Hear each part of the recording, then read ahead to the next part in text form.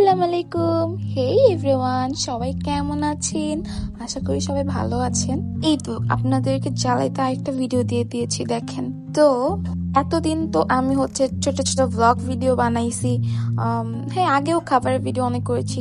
তো অনেকদিন পর মন চাইলো একটা ভিডিও করতে খাবারের। দেখেন তো গাইস, পিজার লুকসটা কেমন হয়েছে, দেখতে অনেক ইয়াম্মি লাগতেছে না?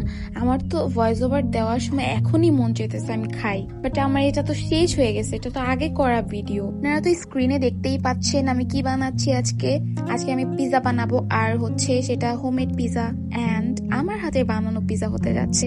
গাইস, আমি অনেক ভালো পিজা বানাতে পারি। এই তো দেখেন, আমি এত বড় একটা ডো বানিয়ে নিয়েছি। এটার থেকে আমি 3টা স্লাইস করব, কারণ আমার 3টা পিজা হবে এখান থেকে। দেখেন, এখানে আমরা 3 কালারের ক্যাপসিকাম নিয়েছি মাশরুম, স্লাইস করা চিকেন বল, দেন সসেজ নিয়েছি, কিউব করে অনিয়ন্স নিয়েছি, তারপরে সিদ্ধ করা